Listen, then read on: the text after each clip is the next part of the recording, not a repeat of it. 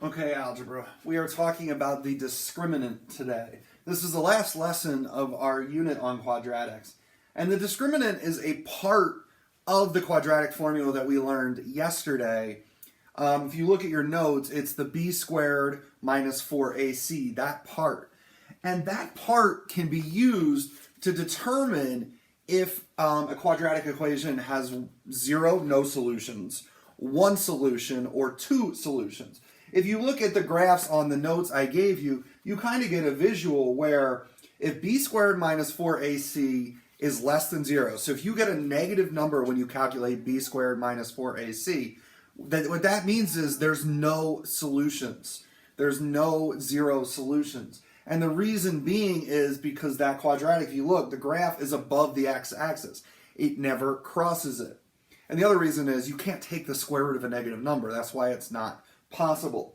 If I look at the second one there, where it equals 0, so when you do b squared minus 4ac and you get 0, that means there's 1 solution. And if you look at the visual of the graph, you can see that parabola just touches the x-axis. It doesn't cross it in 2 places like most parabolas. It'll literally, the minimum or the maximum if it was upside down, is on the x-axis. That means there's 1 solution.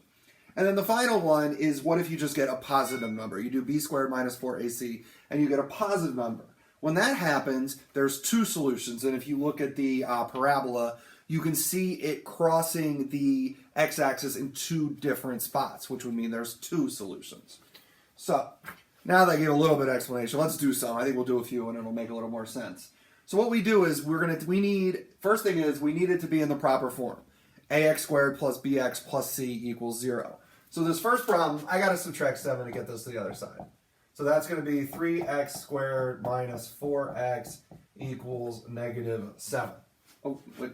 Oh my gosh. That is not what it equals. I am struggling. Minus 7 equals 0. That's better. All right. So now it's in the proper form. Now we can do our b squared minus 4ac. You don't have to necessarily write that out, but I'm just going to put it there. So my b is negative 4, so that's going to be negative 4 squared. And remember, when b is negative, you got to put it in parentheses. Minus 4 times a, which is 3, times c, which is negative 7. And you can just plug all that into your calculator right there and get your answer. But if I did the math here, that's going to be 6. Negative 4 squared is 16. Over here, 4 times 3 is 12, times 7 is 84. So minus negative 84. 16 minus negative 84 is 100. I got a positive number. So what that means is this equation has 2 solutions. If you get a positive number, that means 2 solutions. So let's look at our next example. X squared equals 2x minus 3. Again, I need to get this into the ax squared plus bx plus c form. So I'm going to subtract 2x to get it to the other side. I'm going to add 3 to get that to the other side. So this is going to be x squared minus 2x plus 3 equals 0. And now I can do the b squared minus 4ac. So b squared minus 4ac. My b is negative 2. So that'd be negative 2 squared. Again, I put in parentheses because it was negative. Minus 4 times a, which is 1, times c, which is 3. Negative 2 squared is 4. Over here, 4 times 1 times 3 is 12. So then 4 minus 12, negative 8. I got a negative 8. So that means it's no solution or 0 solutions. It doesn't matter to me which one you say. You can say no solution. You can say 0 solutions. It doesn't make a difference.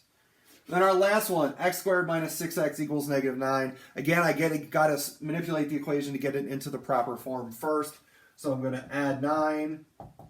I got x squared minus 6x plus 9 equals 0. I am going to now do the b squared minus 4ac. That's what the discriminant is. It's the b squared minus 4ac. So my b is negative 6. So that's going to be negative 6 squared minus 4 times a, which is 1, times c, which is 9.